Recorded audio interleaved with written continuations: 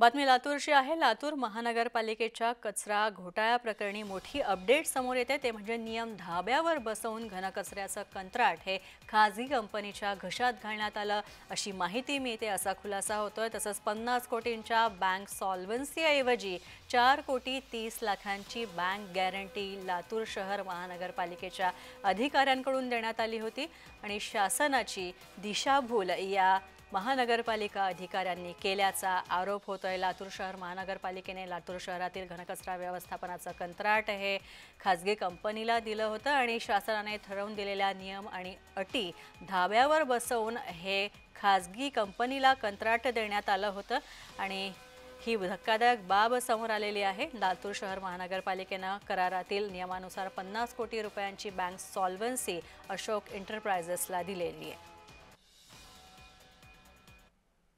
लातूर शहर महानगरपालिकेने ज्या खाजगी कंत्राटदार कंपनीला लातूर शहरातील घनकचरा व्यवस्थापनाचं कंत्राट लेखी कराराने सप्टेंबर 2024 मध्ये दिलेलं आहे, या कंपनीच्या माध्यमातून ज्या पद्धतीने लातूर शहरामधला कचराचं वर्गीकरण करणं आवश्यक होतं, हे वर्गीकरण होताना दिसत नाहीये आणि त्याची बिलं मात्र लातूर शहर महानगरपालिकेने कोट्यावधी रुपये बिले त्या ठिकाणी अदा केल्याचं सप्टेंबर आणि ऑक्टोबर या 2 महिन्यातील 48 दिवसांचं जे लातूर महानगरपालिकेने या खाजगी कंपनीला बिल अदा केलेलं आहे त्या बिलावरून स्पष्ट होते।